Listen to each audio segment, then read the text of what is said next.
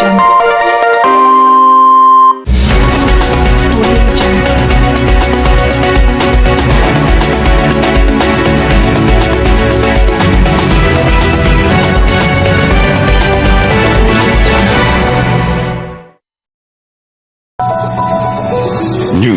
with no bias. News with no exception.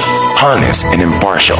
Serving you a reliable news, delivering nothing but the truth. This is WLIT 41.1 radio station, broadcasting live in Philippine Awful News Center. Good morning, Philippines, and hello, world.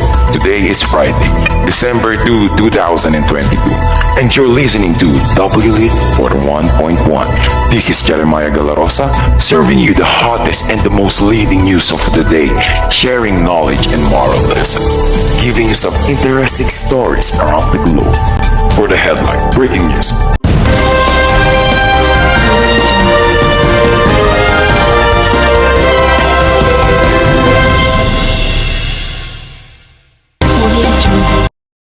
For the headline, breaking news.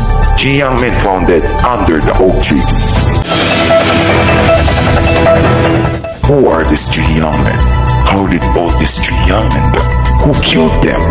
What did the three young men impart? What are they doing on there? What was their concept of death? Was their death justified? What was really happened? Let's all find out in the Pardoner'S Tale by Geoffrey Chaucer. But first and foremost, Miss Janelle Alquesa will introduce who is Geoffrey Chaucer.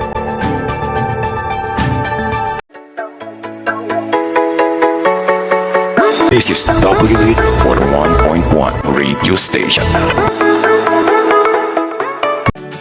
Good morning, listeners. This is Janelle Alqueza speaking, and you're listening to WLIT 41.1 radio station. I hope everyone is doing well and staying safe. It's the second day of December, and the Christmas season is fast approaching.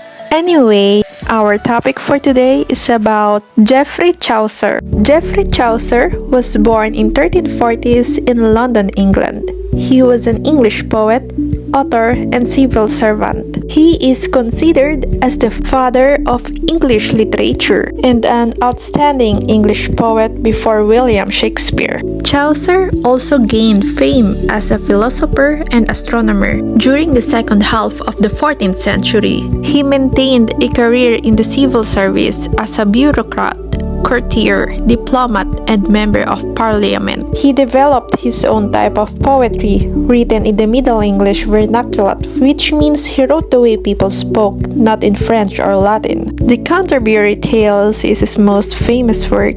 It ranks as one of the greatest poetic works in English. Now that you're familiar with the author, let's proceed to his famous work, which is the Canterbury Tales.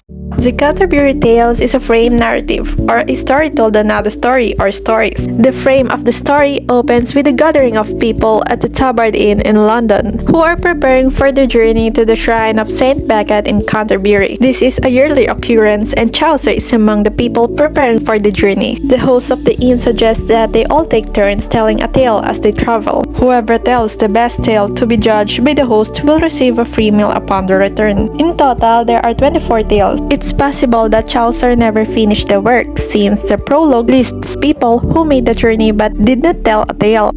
The tales include on morality, human struggles, and more humorous fare. Many are tales of spite directed at the other individuals. The host of the tabard acts as a moderator during the trip, calling upon various characters to share a tale. The host often becomes bored or overwhelmed with some of the tales, especially those that are emotionally tormenting. The cast of characters is eclectic, ranging from clergymen to working class and from moralistic individuals to those less scrupulous.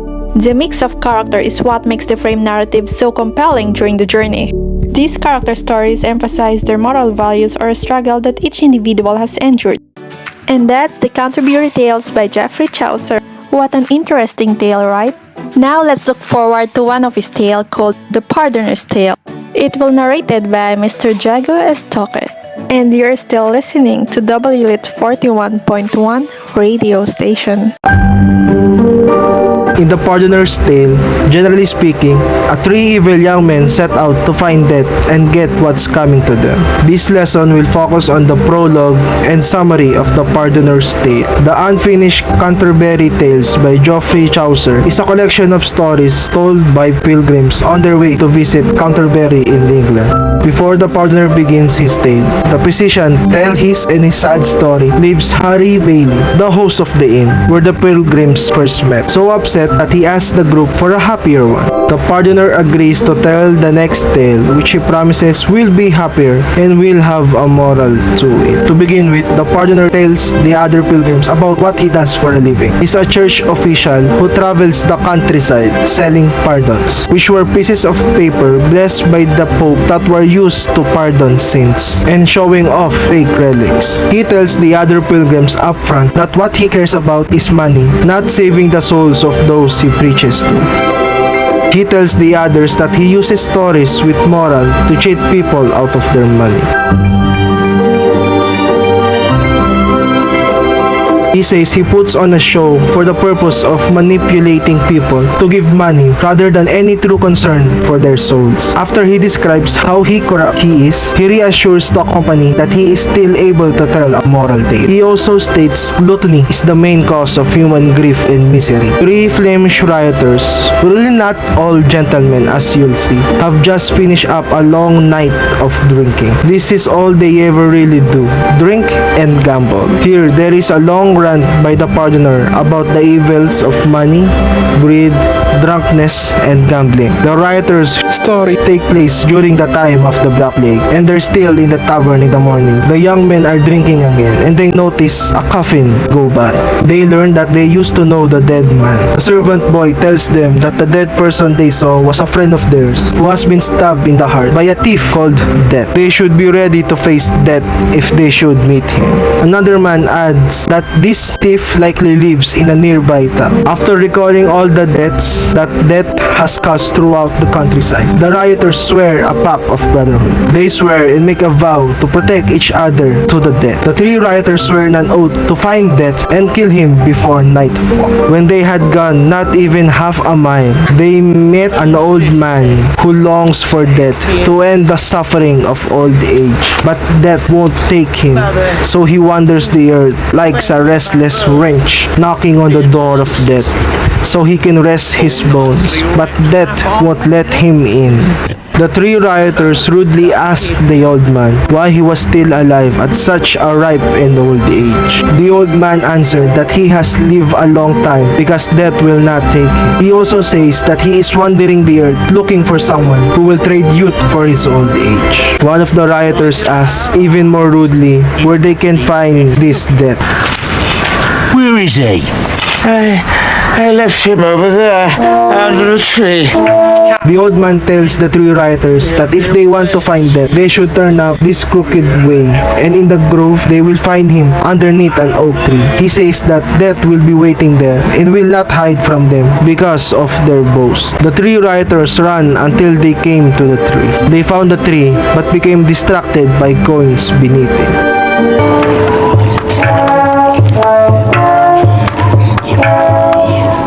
We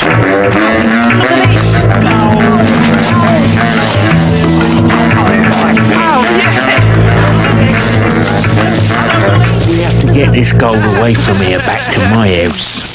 The three rioters found 8 bushels of gold coins with no owner inside. Instantly, their greed takes over and they forget all about finding Death. The worst of the three argues that the money is theirs because fortune gave it to them. One of them said, how will they keep all those gold? But realizing that they could not carry the gold back to town without people seeing them and thinking them as thieves, the three rioters waited until the dark to sneak away with it, and they decided to transport the gold under the cover of night. The three rioters brainstormed and came up with a plan. The leader decided that the man who chooses the smallest straw will have to travel back to Flanders to gather food and wine for them, while the other two guard the treasure. They draw lots and the youngest of the three loses and runs off toward town.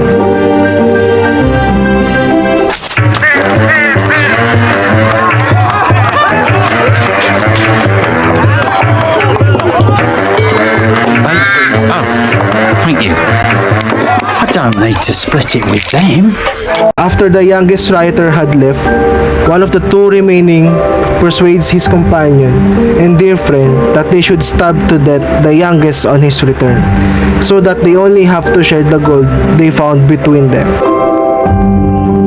The two decided and agreed to kill him and take the money for themselves. The youngest rioter, who went to town, has the exactly same thought as his two companions. He also planned to kill them so he would have all the gold for himself. While he was in town, he decided to buy a deadly poison in order to kill the other two, because he doesn't want to share the gold found with them. He goes to the apothecary and buys the strongest and violent poison available. Then he poured the poison into the 2 bottles of wine, leaving the 3rd bottle pure for himself. One tiny spoonful and left. Oh, some bread. Yeah, that's nice. Some of that. Lovely, that's lovely.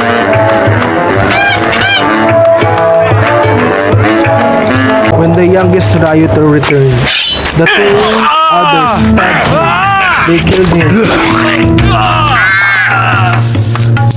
Most kind. And drink the wine to Dream later. celebrate before burying his body. But as it happened, the 2 drank the poison bottle and died.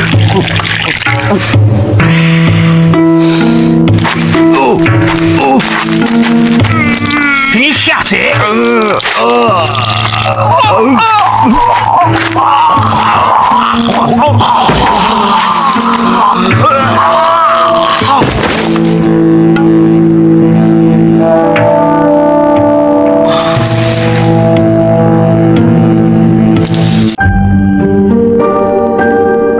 All the 3 rioters died, and all indeed find death.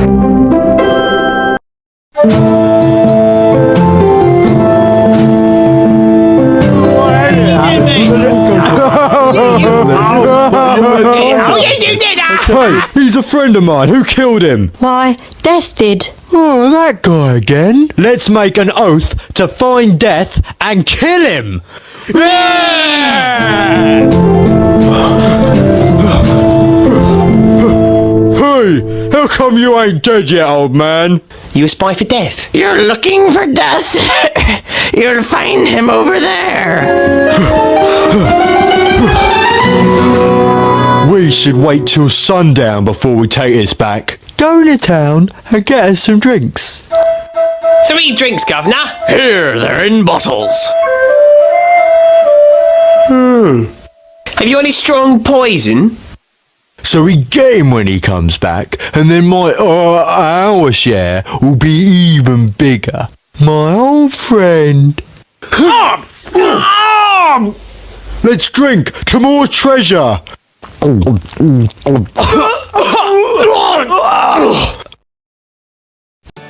And that is the story of The Pardoner's Tale by Geoffrey Chaucer. Welcome back again at WLIT 41.1 radio station. And now we will talk about the elements of fiction in the story of The Pardoner's Tale. The characters are the pardoner, the 3 rioters, the old man, Death is personified, and the minor role is a servant boy or the tavern boy. The Pardoner's actual tale takes place in Flanders in Belgium, in a tavern and under an oak tree. The conflict is the 3 rioters wanted to go find Death and kill Death.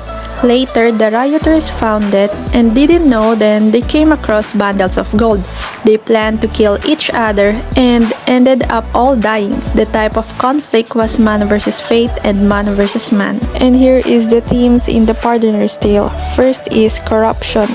The corruption of the church. Pardoners are men of the church, and as such should be caring for the souls of the church's followers. However, Chaucer's pardoner is only interested in forgiveness of sin as a way to maintain his creature comforts. Next is gluttony, the sin of overindulgence. The rioters are the most obvious choice for this. They overindulge in their entire lifestyle, drinking, gambling, and women. And lastly, the main theme is greed.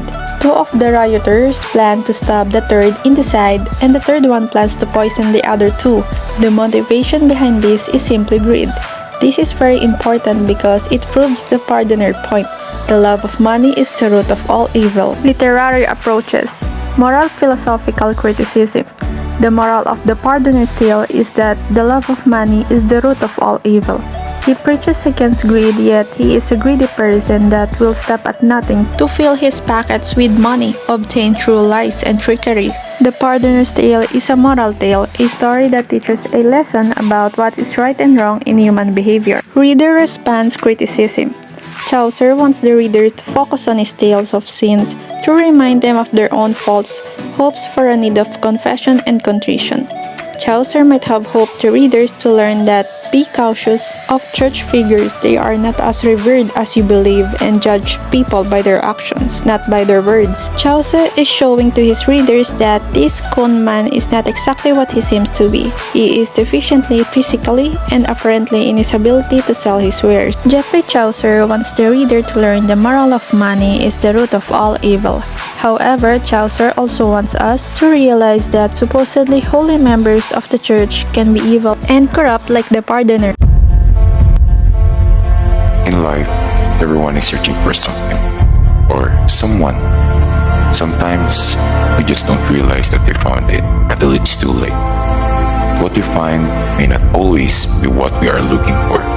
This is what happened in The Pardoner's Tale with Geoffrey Chaucer. The three writers are searching for death in the physical form. They do find death, or rather find them in the very end of the story. In my opinion, the three men do not find what they are searching for, but the death find them in a place they never thought to look, in the depth of the human soul.